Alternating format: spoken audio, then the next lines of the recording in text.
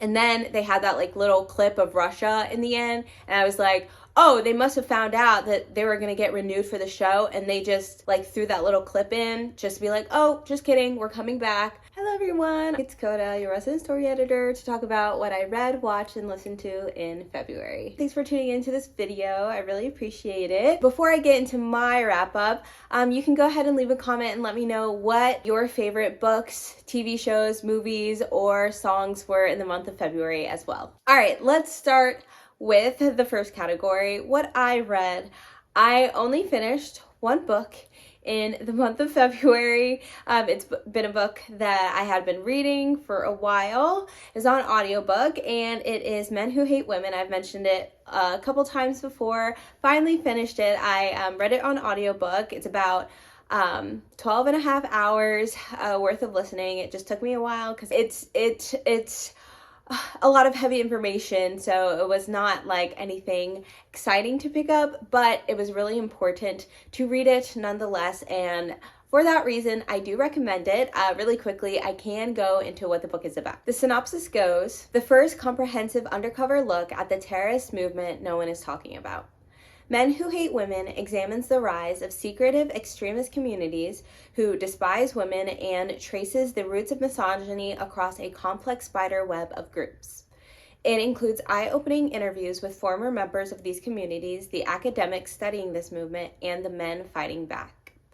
Women's rights activist Laura Bates wrote this book as someone who has been the target of many hate-fueled misogynistic attacks online. At first, the vitriol seemed to be the work of a small handful of individual men, but over time, the volume and consistency of the attacks hinted at something bigger and more ominous.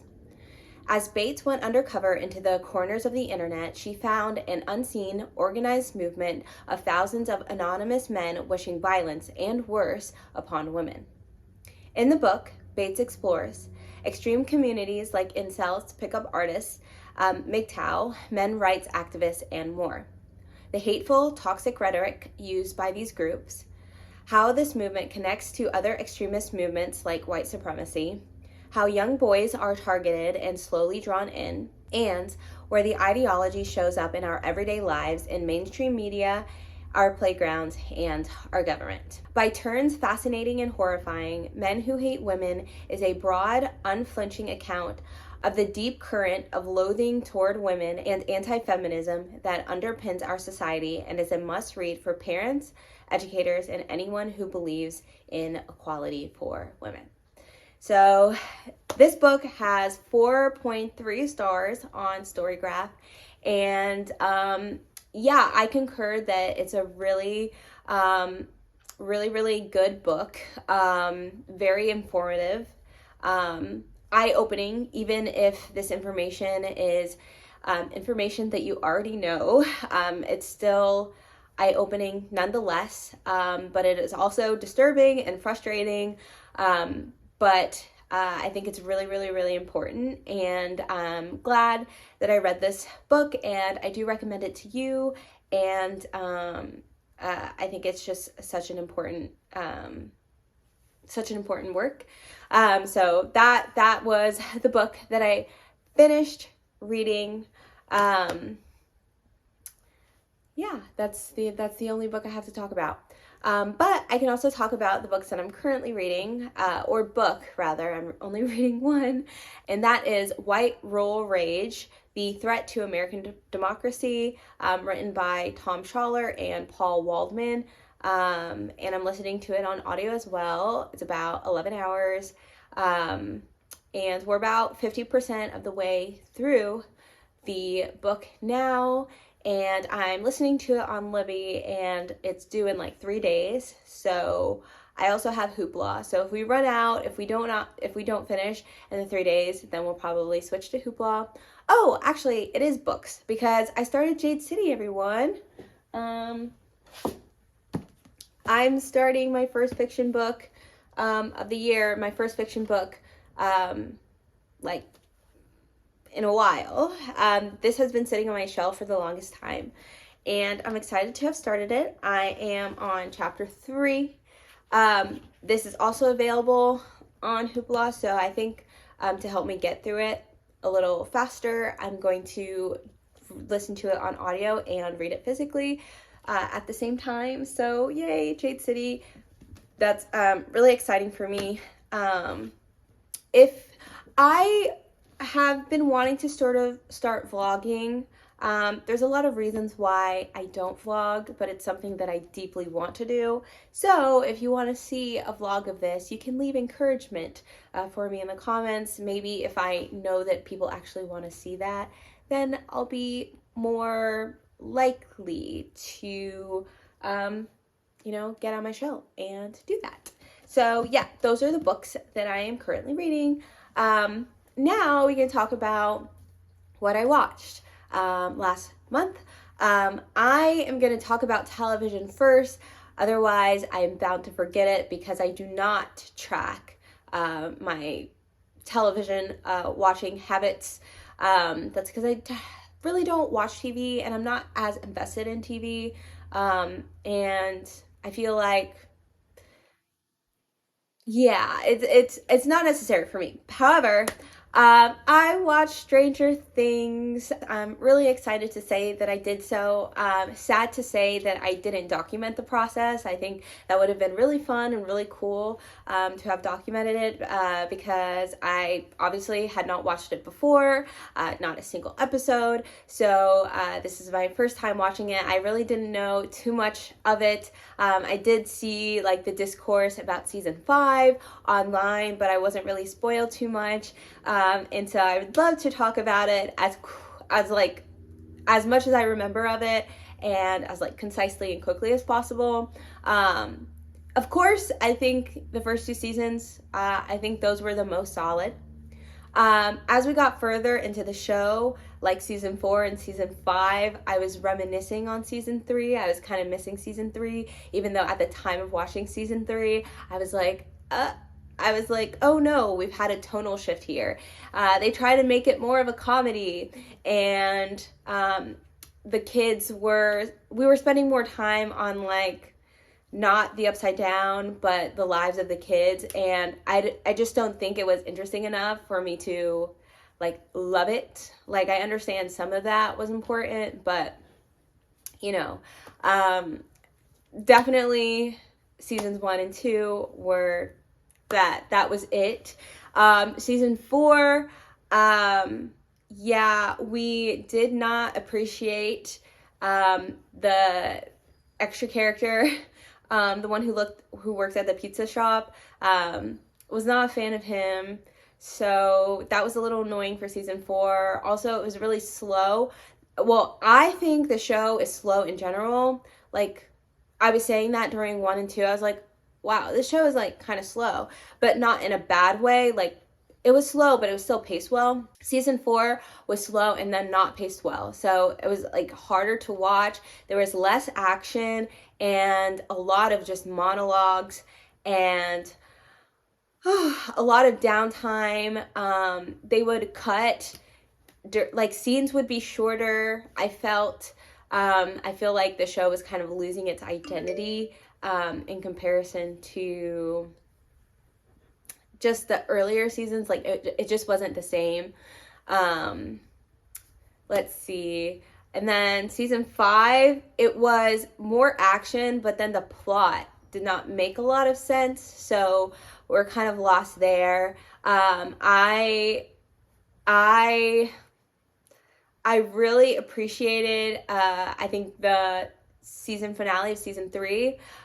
When I watched it, I was kind of like joking. I was like, obviously they weren't planning to continue the show. I was like, obviously this was supposed to be the series finale. I was like, this was supposed to be the series finale. I was like, this is like a series finale kind of episode, not a season finale.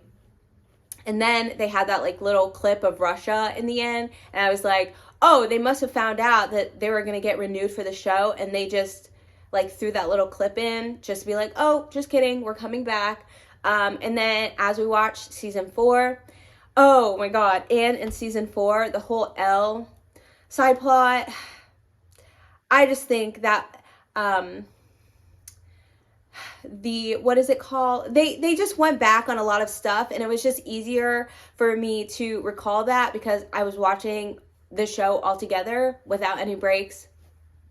They were going back on a lot of stuff, and they were just trying to tell like a completely different story. And that's why I was also like, yeah, they were not supposed to like continue the show. Like, they only had ideas for seasons 1 through 3, and they were already running out of ideas during 3. And then they were just like, we need to keep doing this. And then they had problems. They ran into problems. They needed to rewrite history. And I did not appreciate that. That's one of the things that I really don't appreciate. What I really love in a show is when there's a lot of continuity, and from season to season, there are recalls from previous seasons. Like, that's what I really appreciate in a show. And we're having the wrong kind of recalls. We're having this happen, but it actually didn't happen. They were rewriting the rules, and yeah. And then for the finale, I did not know that there was like a whole conspiracy for that at the time of watching, and I was only informed after. And I was like, wow, it's kind of crazy how people were like, it's impossible that they could have messed up. And they were like, you know, they did not mess up. They're tricking us instead. I think that's a very interesting thing, and like that says a lot about the human mind, or just maybe the audience, maybe not the human mind, but maybe just the mind of the core Stranger Things audience. I don't know, but I watched Stranger Things, and I'm happy to say so. Funnily enough, on the recommendation of my parents, they were encouraging me to watch. So yeah, I did that. And you know what? It was a journey, and I loved it, to be completely honest, even though it went downhill.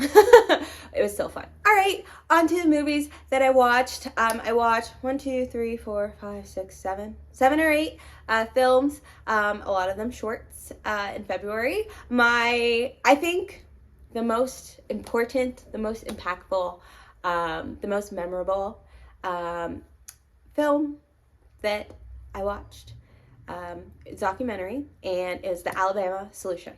Now, a lot of this information I knew, but it was different to actually see it and know what's happening to these people. Like, it just puts a different perspective on things. So the Alabama Solution is basically about the incarceration system in Alabama, the prison system, and how it is the worst in the nation. We already know that people are abused in prison, used for unpaid labor, or extremely low wages, you know, $1 a day type stuff. So this, being able to actually go inside of these prisons and see that a movement was happening, and also be living in a reality where still nothing is basically being done about our prison system, et cetera, et cetera. It's just like, it's really unfortunate, and I hate that the United States is struggling so bad to move far, far, far away from its past. But that's the Alabama Solution. Do recommend. It's a very important documentary. The next that I watched is a down-to-earth movie from 2001. It's a comedy basically about somebody who dies and comes back to life. Well, he doesn't really come back to life, but he's able to live again in a way. And the reason I watched it is because I saw a clip of it online, and I thought that clip was really funny, and so I decided to watch the movie, and the movie was just okay. Not necessarily something I recommend, but it's okay. Then I watched Mr. Nobody Against Putin, another documentary. Good. Just very interesting, again, just to see how people just don't believe in freedom for certain individuals. Then I watched shorts, A Friend of Dorothy, Butcher's Sane, Jane Austen's period drama, and Two People Exchanging Saliva. All nominated for Oscars. I think my favorite was Two People Exchanging Saliva, which is from France, and then my second favorite, Jane Austen's period drama, is really funny. And then followed by A Friend of Dorothy, then Butcher Stain, and then I watched, oh, that was this month. I'll talk about that next month. I was going to talk about the other shorts that I watched, but that's not important because we're talking about February. So that was my, what I watched in February. Again, if you're, interested, leave a comment. Let me know what you've been watching. Because we're going to talk about what I've listened to, last month.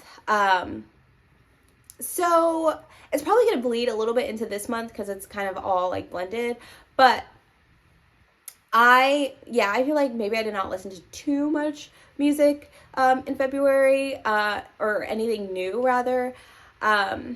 Still the same songs that I talked about last month, but not as much. So if you want to know those songs, you can watch that video. But lately I listened to a playlist, 2010's Club Hits Essentials, and then Red Hot Chili Peppers Essentials, another playlist, and then 80s summer hits, which is actually a really interesting playlist. It makes me kind of want to, since it's getting warm, the summer vibes are, upon us. So I'm interested in listening to 90s summer hits, 2000s, and then 2010 summer hits. That would be really, really interesting. The 80s, it was definitely like, I recognize a lot of the songs, and that makes me proud as someone, relatively young, but I feel like 80s culture does prevail, so not super surprising. But yeah, those are the songs, the genres, the vibes that I was listening to last month, and sort of into this month. I also, what have you been listening to? Still would love song recommendations.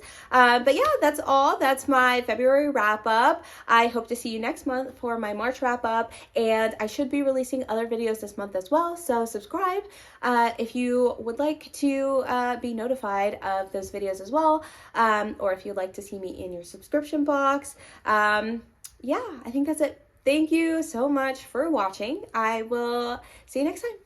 Bye.